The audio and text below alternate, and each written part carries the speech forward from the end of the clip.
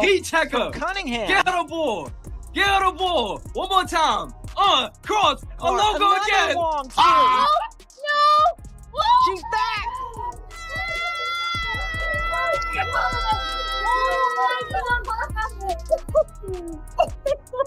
Oh my God! Dynamic This isn't real. player in the game. What? 9 points in 38 seconds for Caitlin. She hit all 3 threes. And not only 9 and 30, but look at the depth on these field goal attempts. She's certainly feeling it. Left side, right side. Now come back to your favorite spot again. It doesn't matter if there's a hit. What am I? The defending champs looked unstoppable. The New York Liberty were rolling past every opponent without breaking a sweat. But everything flipped on June 14th. When Caitlin Clark stepped back onto the floor after her injury, what came next wasn't just a win, it was a statement. The Fever handed New York a blowout loss, and Clark set 8 new records in a single night. The Liberty's perfect season is gone, their confidence shaken, and the biggest twist: Indiana may have just unveiled a new blueprint for championship basketball. Fired up about Caitlin pulls left wing, the right wing, 30-plus feet. Logo crosses over. Watch it. Oh, my goodness. She is back. Back in the lineup. I'm ready to go. I think you're just excited more than anything. You know, it gets kind of difficult when you prepare for a game. Obviously, when I'm on the bench, still knowing the scout, knowing everything that the other team's going to do, and still trying to mentally prepare and go through everything like I'm going to play, even though I knew I wasn't going to play. So, you know, doing that, but also knowing I was going to be able to be active today, I think gives you a little extra juice. So I'm certainly excited just to get back out there, get playing, and really good opportunity for us at home here, coming off of a loss. So it's a big. Picture this: the defending champions steamrolling opponents like they were in a different league. The New York Liberty rolled into June with a spotless 9-0 record. The only undefeated team left in the WNBA. Every game felt like a warning shot to the rest of the league. Each win made them look more untouchable. But the Liberty weren't just piling up victories, they were dismantling teams with a defense no one could solve. Opponents walked in thinking they had a chance, only to leave exhausted, outplayed, and stunned. This defense wasn't just solid, it was a wall, and with every game, that wall grew taller and harder to climb. We played the Liberty. There was obviously a frustrating ending. What lessons can you take from that experience, and how can that be applied to this, even though I know obviously Liberty look a little different with 2 starters out? Yeah, I mean, I think certainly you take time and score situations, you know, different versions of handling runs, offensively, defensively.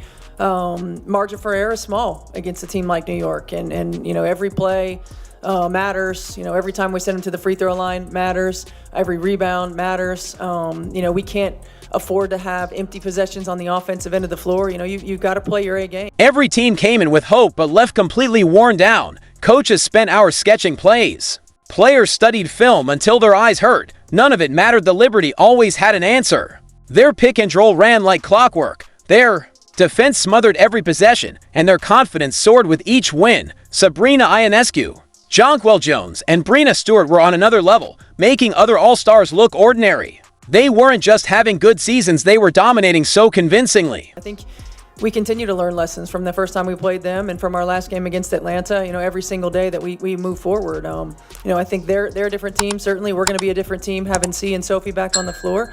And you know, we're going to tip the ball up and go out, and we're going to give it everything. The numbers told the story. The Liberty weren't just winning, they were dominating, turning top players into afterthoughts. Their margins of victory weren't just strong, they were intimidating. Teams with high rankings showed up ready to compete, only to get blown out by 20 or more. Even the league's brightest stars looked out of place against New York's pace and power. Analysts started to wonder out loud if anyone could slow them down.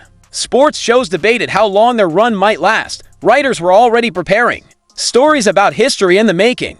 The conversation had shifted. It wasn't about who could beat them. Welcome to ESPN's coverage of the WNBA. The defending champion and unbeaten New York Liberty coming to town for the second time this year as we get ready for this game. And yes, she is back. Caitlin Clark will indeed be playing today. Missed the last 5 games with a strained quad, taking on the Liberty off to their best start ever. Sabrina Ionescu and company in this big Commissioner's Cup game as well. And as usual, All the seats are filled here. Then came Indiana's chance, but the Fever needed something special to change the narrative. They'd been battling injuries, adjusting lineups, and hadn't shown much to suggest they were contenders yet. Nearly everyone expected New York to walk away with another easy win. But there was one factor the Liberty never planned for: the return of Caitlin Clark. An opportunity in front of us right now. I feel like this is like we're starting a new season. You guys, I'm so proud of how resilient we've been up until this point. We're going to continue to have to be. But right now, we have an opportunity to continue to take a step forward. Okay, this can be a springboard for us, right? We're marrying energy and effort with execution. Every single possession matters. Hit singles. Hit singles. Make the easy play. All right? Make one another better. Okay? It's our time. It's our time. Let's go. Here we go. Together on 3, 1, 2, 3. Together. Here's where everything shifted: the 38 seconds that rewrote WNBA history. The moment Clark stepped onto the floor at Gainbridge Fieldhouse, the energy in the arena changed. This wasn't just about coming back from a quad injury. She was there to make a statement the entire league couldn't ignore. And Cunningham is down behind the play, but they've got Caitlin Clark to fire away from two players with incredible up.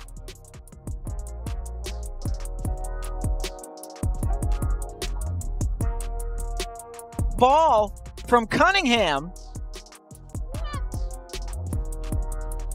Clark, another long three. She's back. The Liberty defense thought they were ready. They had studied every clip, memorized every move, and expected Clark to come out strong. They'd seen her hit deep shots before and believed they had a plan to stop her, but they weren't even close. Clark started with 3 consecutive three-pointers, each one from farther out than the last, leaving defenders frozen in place. The first came from 34 feet, a distance most players wouldn't even consider. She rose up effortlessly, like it was a routine free throw, and nailed it. The second, from 31 feet, went down just as clean. The third, also from 31 feet, left Rebound, Fever. Cunningham got knocked to the floor. Caitlin pulls left wing, buries it. She is back. 24-18, Fever down. Caitlin down from the right wing, 30-plus feet. Good again. No one else but Caitlin Clark. Sedatis, handoff. Caitlin from the logo, crosses over, launch it. Oh my goodness! Are you kidding? The most dynamic player in the game. 9 points in 38 seconds for Caitlin. She hit all 3 threes. And not only 9 and 30, but look at the depth on these field goal attempts. She certainly... The crowd at Gainbridge Fieldhouse went wild with every shot that swished through the net. Fans jumped to their feet, yelling, the noise climbing louder with each basket Clark made. The arena buzzed with electricity, 9 points in just 38 seconds. This wasn't just fast scoring, it was rewriting what's possible in professional basketball. Most players are thrilled to score 9 points in an entire quarter. Clark did it in less than a minute, becoming the first player in WNBA history to achieve that incredible feat. And Cunningham is Caitlin down from the logo. behind the Oh play. my God! But they've got Caitlin Clark to fire away from 3. Cunningham just now getting up as she stayed down near the free throw line on the other end. Oh! Okay, why did Oh my he take that? gosh! An ankle Oh injury, my and then god, and Johannes of very course Marine cool. Johannes Two countered players it, not Green. the logo. But this is why I Caitlin love from the the logo NBA. again! We got a shootout! We got a shootout!